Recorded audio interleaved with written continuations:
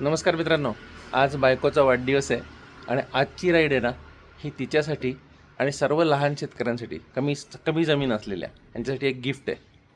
काय कुठे जातोय? सरप्राईज गेल्यावर समजेल.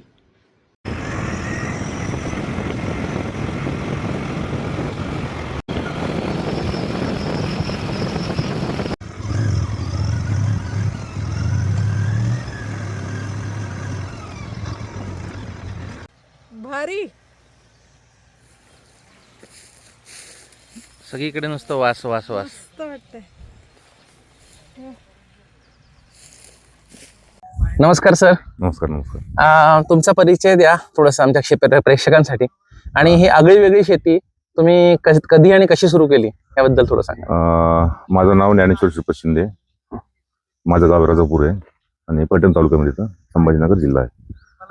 आणि ही शेती साधारणतः मी 6 वर्ष अगोदरची माझी कल्पना होती. म्हणजे मी अगोदर युट्यूबवर पाहिलं होतं मोगऱ्याविषयी. मग असंच एक विचार करता करता मग विचार डोक्यात आला की मोगऱ्या शेती करून पाहू काय, म्हणजे आणि मार्केटला याला मागणी राहते थोडे, वाशी मार्केटचा याचा अभ्यास केला थोडा. मग नंतर नियोजन केलं मी याच्यामध्ये. रोपं पालघरवरून आणले. ओके. आदिवासी पालघरवरून आणले. पालघरवरून आणले. आणि मोगराच का निवडला? म्हणजे फुलशेतीमध्ये खूप व्हरायटी आहे, उपलब्ध आहे. मोगरा याचा निवडण्याचं कारण याचं एक थोडं म्हणजे एक मी टेंडन्सी लावली, त्याला तोडण्यासाठी लेबर कॉस्ट जास्त लागते. लेबर कॉस्ट जास्त लागते. आणि दुसरा महत्त्वाचा म्हणजे इथं मशिनरीचा उपयोग नाहीये. ओके. म्हणजे आपण बाकी दुसऱ्या क्षेत्रामध्ये जर पाहिलं तर मशिनरी जास्त प्रमाणात युज होतात. तर मशिनरीमुळे एखादा हार्वेस्टिंग वगैरे झालं किंवा ते मार्केटला जातंय, प्रोडक्शन कॉस्ट जास्त होते. म्हणजे प्रोडक्शन जास्त होतं, मार्केटला भाव पडतो. ओके, बरोबर आहे. याचा मात्र कंटिन्युअस सप्लाय कमी राहतो, कारण की लेबर जास्त असल्यामुळे याच्यावरती लोक याला करण्यासाठी थोडा जीवार करतात. ओके. आणि दुसरं म्हणजे ते एक कामिनी ना, हे हे कसं समजलं तुम्हाला की मोगरा तर आपल्याला परिचय असतो, गजरापासून सगळ्यांनाच माहिती असतो, पण कामिनी नावाचं असं एक झाडाची पानं विकली जाऊ शकतात. हे जेव्हा मार्केटला मी गेलो तेव्हा मला जे गुच्छ असतात आपले फुलाचे गुच्छे, मग त्यामध्ये मार्केटला गेल्यानंतर मग नवीन कल्पना मला थोडी यायला लागली. ते मार्केटला काय चालतं काय नाही. ओके. तर मग तेव्हा ही कामिनी पाहिली. मग ही कामिनी आपल्या स्थानिक मार्केटला येऊ शकते बा. आणि एक लावल्यानंतर साधारणतः म्हणजे 7 वर्ष 8 वर्ष 10 वर्ष चालू शकते आपण जर लॉंग टर्म चालू शकते. आणि दुसरा महत्वाचा मुद्दा म्हणजे याच्यामध्ये वेस्टेजचं प्रमाण कमी का बरं, कारण त्याला कटिंग वगैरे केली आपण तरी चालतंय. थोडं लेट वगैरे झालं म्हणजे आज कटिंग नाही केली किंवा 10 दिवसांनी केली, 15 दिवसांनी केली, त्याच्यामध्ये वेस्ट जात नाही काही. ओके. आणि याला खर्च कमी आहे. म्हणजे फवारणी वगैरे औषध वगैरे आपण त्याला म्हणतो नॉर्मली बेस जे असतं नॉर्मल आहे याला, पण एवढं नाहीये जसं मोगरा लागतं आपलं तसं. ओके. हे मोगऱ्याची ही जी जात आहे ह्याचं काही नाव आहे का? हा सिंगल पाकळी मोगरा आहे. म्हणजे हा जो आहे ना याच्यामध्ये एक डबल पाकळी मोगरा असतो. ओके. हा सिंगल पाकळी मोगरा आहे. ओके. हा जो सिंगल पाकळी मोगरा असतो हा कंटिन्यू असतो. ओके. फक्त हिवाळ्यामध्ये जर आपण नियोजन चांगलं असलं, टेम्परेचर व्यवस्थित असली हिवाळ्यामध्ये, आपण हिवाळ्यामध्ये पण प्रोडक्शन काढू शकतो याचे. म्हणजे 12 महिने चालणारा जात. पण शक्यतो होतापर्यंत काय होतं, आपण रेस्ट म्हणून हिवाळ्यामध्ये याला स्टॉप चांगल्या पद्धतीने. जास्त थंडी असली हिवाळ्यामध्ये काढत नाही आपण याला. उन्हाळा पावसाळा दोन्ही? उन्हाळा पावसाळा चालू असतो कंटिन्यू. हे एवढं दाट तयार होतं.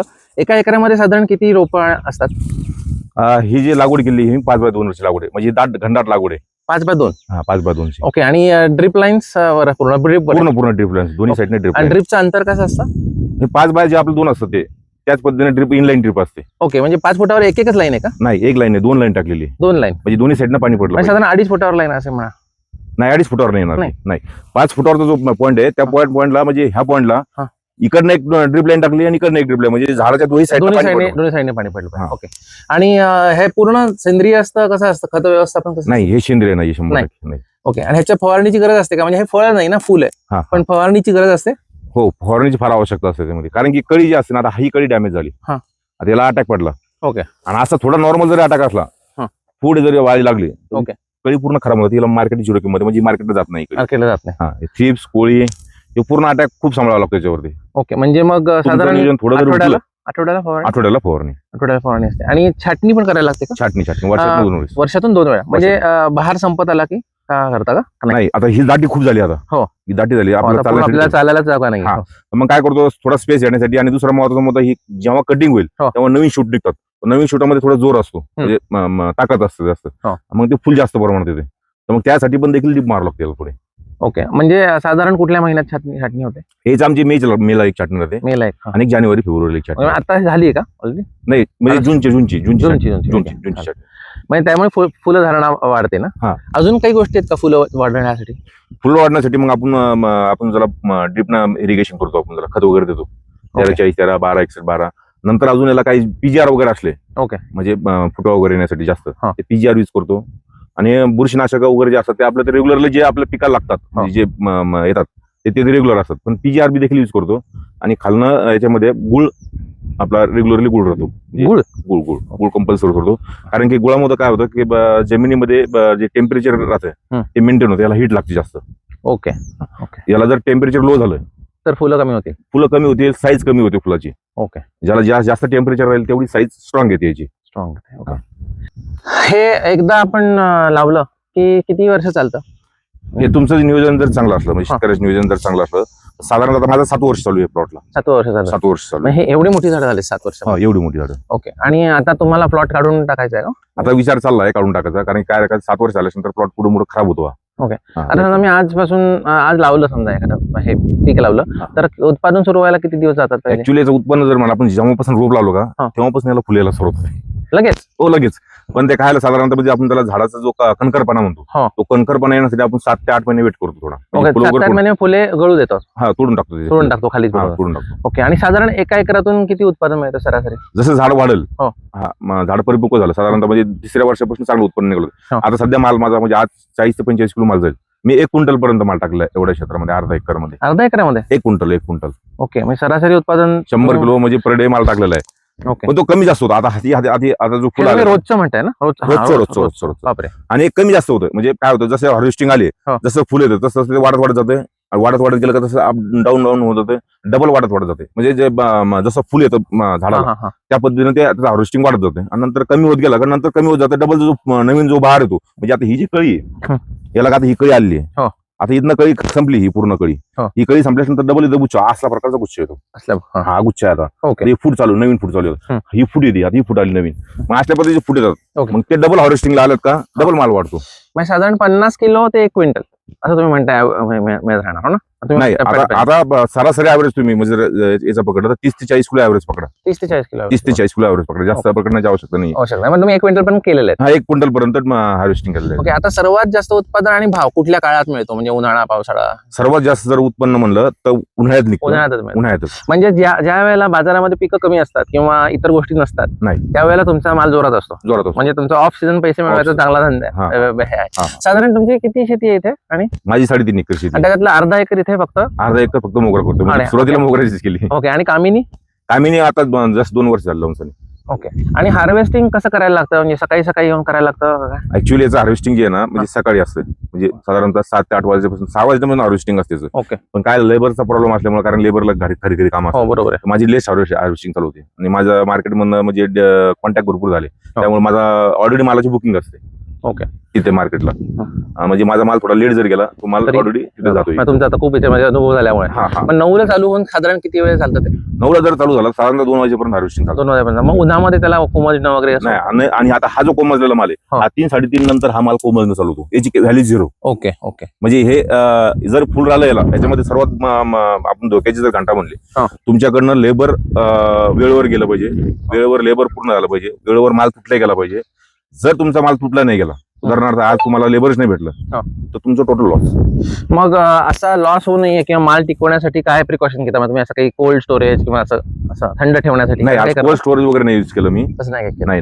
आणि कोल्ड स्टोरेज आपण जर यूज केलं, म्हणजे काही व्यक्ती काय म्हणजे माल तोडून कोल्ड स्टोरेज यूज करतात, पण तो स्टोरेज मध्ये माल जो यूज करतात त्याचा व्हॅल्यू एवढी मार्केटला नसते. म्हणजे तो तात्पुरता तो दिसतो, नंतर दुपारच्या नंतर त्याचा व्हॅल्यू कमी होतं, मार्केटला टिकत नाही तो माल, म्हणजे लाल पडतो तो माल. साधारण मजुरांची समस्या किती आहे याच्यामध्ये? मग तुम्हाला रोज मजूर मिळतात का? जसं आता तुम्ही म्हणलात की वेळेत मजूर येत नाहीत.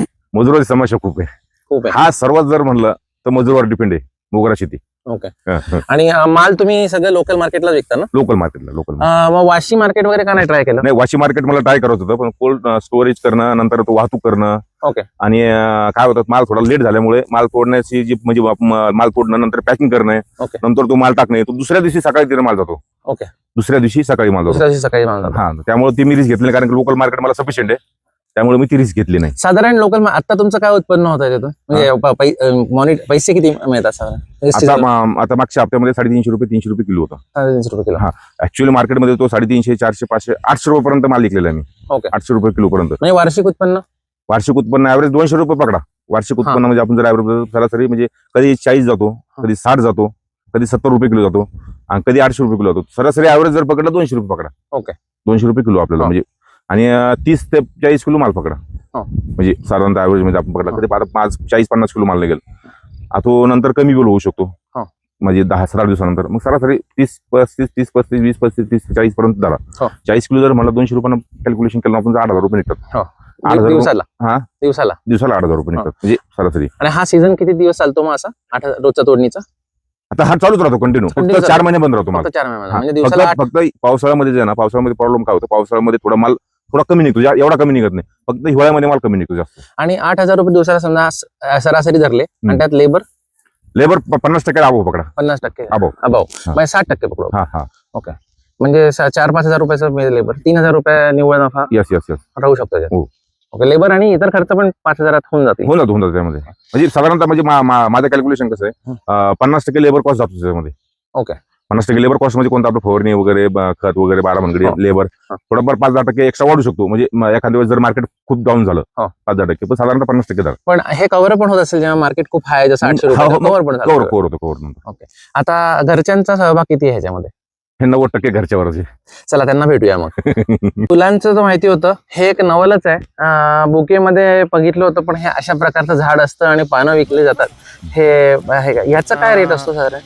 हे आम्ही मार्केटला 8 रुपयाने ठरवून दिलेले, म्हणजे वर्षभर 8 रुपयाला थोडी जोडी. फिक्स 8 रुपये. आम्हाला त्याला असं काही वजन वगैरे नसतं, ते जोडी. नाही, 10 काड्याची एक गड्डी असते. आपण गड्डी म्हणतो त्याला, गड्डी. 10 काड्याची एक गड्डी. ओके. ती एक गड्डी 8 रुपयाला जाते मार्केटला आपल्या वर्षभरासाठी. म्हणजे मार्केटला 5 रुपये असू, 25 रुपये जो आम्हाला त्याचं घेणं देणं नाही, आम्ही 8 रुपये फिक्स रेट ठरून देतो. म्हणजे हे तुमचं रोजीरोटी सारखं झालं. म्हणजे काय म्हणतात, हे किती कमी झालं, फुल कमी जास्त झालं तरी हे चालू राहतं. कारण ह्याची फक्त पानं काढून द्यायचं. पानं नाही, ही काडी जी असते, ही काडी. आता ही काडी इथनं कट केली, काडी निघते बाहेर. ओके. म्हणजे ही काडी पूर्ण मग मार्केटला जाते, पूर्ण काडी मार्केटला जाते. आणि साधारण ह्याच्यात हे किती, अर्धा एकर का? नाही, हे पाऊण एकर आहे. पाऊण एकर आहे. हे जास्त आहे मोगऱ्यापेक्षा. मोगऱ्यापेक्षा. आणि ह्याच्यात उत्पन्न पण जास्त आहे का?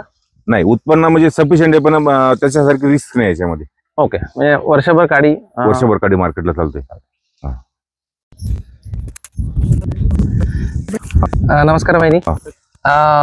तुमचा या शेतीमध्ये सगळ्यात मोठा सहभाग आहे. म्हणजे सगळं तुमच्यावरच आहे. तर तुमचं दिवसाचं रुटीन कसं असतं? सकाळ कसं सुरुवात होते, काय काय कामं असतात? 8 वाजल्यापासून 2-2:30 वाजेपर्यंत. ओके. आणि 2-2:30 वाजता सगळं गोळा करून मग मंडीला जातात, मार्केटला जातात. आणि तोडणी सोडून अजून काय काय याच्यात कामं तुमचे इन्व्हॉल्व असतात? आमच्याकडे कामिनी कट करायची, बांधायची, त्याच्या जोड्या त्या गड्ड्या बांधण्यात ते तुमच्याकडे जातात. ओके. साधारण किती जणी असतात इथे? 6 जणी असतात. आता माझ्या बायकोला सुद्धा तुम्ही तुमच्या ग्रुपमध्ये घेऊन टाकलंय. ओके. खूप अवघड काम आहे का हे, म्हणजे रोज फुलं तोडणं एवढं? अवघड नाही ज्यादा. उन्हाचं. आणि सगळा सीझन तुमचा उन्हातलाच असतो. मी क्षेत्र असलेल्या शेतकऱ्याला तुम्ही काय सल्ला द्याल? फुल शेतीत येऊ शकतो का तो? येऊ शकतो, पण मग येऊ शकतो, पण लेबरची जुळवाजुळव जर होत असेल, लेबर ज्याकडे स्वतःचा जर अवेलेबल असेल, 100% उतरू शकतो तरच. नाहीतर हे अगदी सोपी आहे का शेती, का कसं आहे, चॅलेंज कसं आहे त्याच्यामध्ये? याच्यामध्ये सोपी नाही म्हणता येत त्याला, नाही म्हणता येत. हा, कारण की एक तर सर्वात महत्वाचं म्हणजे आजच्या याच्यामध्ये शेतीमध्ये लेबरचा फार तुटवडा आहे. आणि दुसरा महत्वाचा मुद्दा, जर एखाद्याला जर टेक्निकल थोडंफार तांत्रिक बाबी जर माहित असेल, म्हणजे रासायनिक बद्दल, तर त्याने येण्यासाठी काय आवश्यकता नाही, म्हणजे चांगलं यावं. ओके. म्हणजे त्याला थोडा अभ्यास पाहिजे शेतकरी. ओके, म्हणजे या फुलांचं म्हणजे बहार कसा घ्यायचा, कधी करायचं, काय करायचं, कुठली फवारणी करायची, यस यस या सगळ्याचा व्यवस्थित अभ्यास लागतो. तंतोतंत अभ्यास पाहिजे. आणि दुसरा महत्वाचा मुद्दा की तुम्हाला निरीक्षण करता आले पाहिजे पिकाचे. ओके. म्हणजे आता ही पीक आहे, आता ह्या पानावरनं तुम्हाला निरीक्षण करता आलं पाहिजे. याचा पाठीमागचा भाग काय झालाय, याला अटॅक काय आलाय, याच्यावरचा अटॅक कोणता पडलाय, पिवळा पाना आला तर का बरं आलाय, थ्रिप्स आलाय, कोळी आलाय, ह्या बारीक सारीक गोष्टी आपण जर बारीकाने लक्ष दिलं तर ठीक आहे. आणि जर तुम्ही लक्ष दिलं नाही तर एका दिवसात पूर्ण प्लॉट लॉस होतो. हा एका दिवसाचा लाल कोळी असला अटॅक येतो जर आला तर तो पूर्ण प्लॉटच लॉस करतो. म्हणजे डोळ्यात तेल घालून यस यस शेती बारीक करणं म्हणतात. निरीक्षण बारीक पाहिजे. ओके. आणि साधारण कुठल्या चुका टाळायला पाहिजे, मग तुमच्या कुठल्या चुका झाल्या सुरुवातीच्या काळात ज्यांनी- माझी एक चूक झाली, माझी थोडी दाट लागवड झाली. ओके, म्हणजे कितीवर लागली पाहिजे? 6 बाय 6 वर लागवड पाहिजे. 6 बाय 6 वर. 6 बाय 6 वर. ओके. आणि तुमची आहे नाही, माझी 5 बाय 2 वर आहे. 5 बाय 2 म्हणजे 5 बाय 2 वर आहे. म्हणजे 6 फुटावर झाड, ओळीमध्ये पण 6 फुटावर झाड घ्यायचं. यस यस ह्या बायचं अंतर याचं अंतर 6 पाहिजे. आणि मी काय केलं सुरुवातीला, म्हणजे मला अनुभव नसल्यामुळे मी जेव्हा रोप आणले तेव्हा मी म्हणलं थोडं उत्पन्न जास्त निघेल, म्हणजे उत्पन्नाच्या थोड्या याच्या पुढे गेलो. पण म्हणजे पुढचा अभ्यास नव्हता मला याचा थोडा, म्हणजे हार्वेस्टिंग करणं, कटिंग करणं, मग दम्मा ज्या गोष्टी शिकत गेलो त्याच्यामधनं माझ्या लक्षात आलं की याची लागवड 6 बाय 6 वर पाहिजे. कारण की हे झाडाला झाड मिळालं तर पड सावली पडते याच्यावरती, ही सावली याच्यावरती पडली काही तर फुटवा कमी होतो. ओके. फुटवा कमी झाला, माल कमी निघतो. आणि माल तोडण्यासाठी लेबरला अडचण येतात. आता हा जो भाग आहे आता पूर्ण याच्यामध्ये जाण्यासाठी, आता हा भाग जरी आपण पाहिला, जाणं अवघड आहे ना, जाण्यासाठी अवघड आहे. आणि स्पेस नसल्यामुळे काय होतं, थोडं रोगाचं प्रमाण वाढतं. हवा खेळती वगैरे राहिली आणि मग बुरशीचा प्रादुर्भाव कमी येणे, अटॅक कमी येणे आणि मालाचं प्रमाण बी त्याच्यात कमी होतं थोडं. जर सूर्यप्रकाश चारी साईडनं जर व्यवस्थित पडला तो फुटवा जास्त निघतो, माल जास्त निघतो. म्हणजे जेवढं तुमचा सूर्यप्रकाशाला भेटेल तेवढा माल वाढेल याचा. शेतीसाठी कशा प्रकारची जमीन लागते? हलकी मुरमाड जमीन. ओके. आणि जर काळी जमीन असेल तर? काळ्या जमिनीत फार रिस्क आहे, म्हणजे मुळ्या पांढरी मुळं ऍक्टिव्ह होत नाही लवकर, फुटवा कमी येतो आणि बुरशीचा अटॅक वाटतो जास्त. ओके. म्हणजे त्याच्यामध्ये हे फेल होईल. शक्यतो करूच नाही शेतकऱ्यांना याच्यामध्ये, माझा एक व्यक्तिगत सल्ला आहे. ओके. जर हलकी जमीन असेल तरच करावं. ओके, महत्वाची गोष्ट होती. हिवाळ्यामध्ये याचा तुम्ही का प्रोडक्शन घेत नाही? हिवाळ्यामध्ये कॉस्ट वाढते याची. ओके. आणि मार्केटला याची कॉस्ट जास्त वाढल्यानंतर मार्केटला हिवाळ्यामध्ये याची कळी थोडी बारीक पडते. आता ही जी कळी आहे ही थोडी साईज मोठी असते कळीची. हो, आत्ताच आहे. आणि ही कळी मग हिवाळ्यात नुसती बारीक कळी राहते एकदम, तिला मार्केट व्हॅल्यू कमी पडतो. आणि मार्केटला याच्याबरोबर एक काकडा असतो हिवाळ्यामध्ये, काकडा, आणि काकड्याचा चकाकी जास्त असते, कळी मोठी असते. त्या पद्धतीनं मोगऱ्याला जो रेट पाहिजे, म्हणजे त्या मार्केटचे समान रेट पाहिजे, तो रेट भेटत नसतो कॉस्ट वाढल्यामुळे. त्यामुळे हिवाळ्यात शक्यतो वातावरण टाळतो. ओके. आणि कॉस्ट वाढणं म्हणजे खालून तुम्हाला एक्स्ट्रा फवारणी किंवा करायला एक्स्ट्रा फवारणी, नंतर खालनं सल्फर, गुळ हा रेग्युलरली सोडत राहावं लागतं, तरच हिवाळ्यात घेता येतं प्रोडक्शन. म्हणजे न घेतलेलंच उत्तम. न घेतलेलं उत्तम. आणि थोडा झाडाला रेस्ट बी भेटतो, म्हणजे तो काळ रेस्टचा काळ आपण त्याला जर म्हणतो. जर रेस्ट भेटला तर मग जे पुढचा जो माल असतो आपला थोडा व्यवस्थित बहर येतो. सुरुवातीच्या काळातलं एक स्ट्रगल तुम्ही सांगत होतात, तो लॉकडाऊन मध्ये तुमचं प्रोडक्शन झालं ना?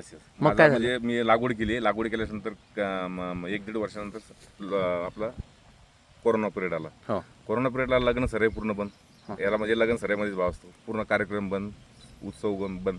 मग त्या पिरियडला माझा माल चालू झाला. मार्केटला माल चालू झाल्यानंतर मग मार्केट तर पूर्ण झिरो. मार्केटला मी जिथं माल टाकत होतो, म्हणजे त्यांनी माझा माल विकण्याचा प्रयत्न चांगल्या पद्धतीने केला. त्या पिरियडला मग माझं घरचं लेबर असल्यामुळे मी त्याच्यामधून थोडं तारलो. म्हणजे आम्ही घरच्या घरी मग जर मिळालं 100, 200, 300, 400, 500 जरी भेटले आपल्याला, आम्ही ते स्टेबल राहिलो त्या पिरियडला. आणि नंतर लॉकडाऊन पिरियड संपला, मग आमचं रेग्युलर चालू झालं. मग 30 रुपयाला मी त्या पिरियडला लॉकडाऊनमध्ये माल 30 रुपये किलो विकला. 30 रुपये किलो? 30 रुपये किलो माल विकला मी. 30 रुपये 40 रुपये किलो माल विकला लॉकडाऊनच्या पिरियडला. तरी तग धरून राहिला. त्या पिरियडला थोडं डिस्टर्ब झालो मी. त्या पिरियडला म्हणजे माझा विचार झाला का आपण थोडं चुकलो, पण थोडं म्हणजे 5-6 महिने वेट केल्यानंतर मग ऑलरेडी मग जसं मार्केट उठलं मग मी रेग्युलरली याच्यामध्ये चालू झालो. तुम्ही सलग कित्येक वर्ष गावाचे सरपंच आहात, तर ते सगळं सांभाळून गावाची काळजी घेऊन सुद्धा शेताची काळजी घेतात. मला शेतीची आवड आहे. ओके. आणि हे शक्य आहे म्हणजे ज्याला तुमच्यासारखा बिझी, तुम्ही सरपंच म्हणल्यावर ह्याच्यावर शक्य तरी शक्य. ओके. ह्याच्यामुळे तुमचा गावातला अजून सन्मान असं वाढला असं वाटलं का? नाही, कसं आहे, मी ते क्षेत्र माझं वेगळं, ते राजकीय क्षेत्र, आणि शेतीची आवड मला पहिल्यापासून आहे. तर तसं म्हणजे असं काही हे नाहीये त्याच्यामध्ये. हे क्षेत्र मी वेगळं ठेवलंय माझं. आणि हे सोडून म्हणजे फुलशेती सोडून 3.5 एकर मध्ये आता तुम्ही 1.25 एकर आणि अर्धा एकर हे लागवड आहे. इतर काय काय पिकं? माझ्याकडे म्हणजे मी भाजीपाला करत असतो. म्हणजे ओके. आज 2 वर्ष माझ्याकडे वांग होतं. त्या पिरियडला मी वांग 800 रुपये 900 रुपये कॅरेट 1200 रुपये कॅरेट पण वांगी, भाजीपाला, भेंडी. आणि मग कधी कधी मार्केटनुसार स्टडीनुसार मग कधी कधी पिकं चेंज करत राहतो. म्हणजे रेग्युलर तुमचा अपडेट आणि स्टडी आहेत. हा हा. मग आता पूर्ण भाजीपाला बंद आहे ना? आता कारण आपल्या म्हणजे ह्यालाच पाणी खूप लागतं. ज्याला पण म्हणजे याला भरपूर पाण्याची रिक्वायरमेंट आहे का? म्हणजे जेमतेम हंगामी पाणी असेल तरी चालेल? नाही, याला जर तुम्हाला उत्पन्न काढायचं तर पाणी रिक्वायरमेंट आहे. म्हणजे हे उन्हाळ्यातलं पीक असल्यामुळे अगदी मे मध्ये सुद्धा भरपूर पाणी असलं पाहिजे. पाणी असलं पाहिजे. साधारण किती तास मोटर चालते याच्यात? आता माझी डेली म्हणजे डेली नाही चालत. मी हप्त्यामधून 3 दिवसाला पाणी देतो. 3 दिवस पाणी देतो. तर साधारणतः 3-3.5 घंटे मोटर चालते याला. ओके. म्हणजे भरपूर पाणी लागतं. ह्या शेतीवर तुम्ही 2 मुलांची शिक्षण आणि सगळं केलेत, राईट? हो. मुलं काय करतात आता? आणि माझी मुलगी सांगलीला आहे, ड्रेस डिझायनिंगचा कोर्स करते. ते झालं तिचं. Fashion designing. हा, फॅशन डिझायनिंग, गार्मेंट टेक्नॉलॉजीमध्ये ते झालंय.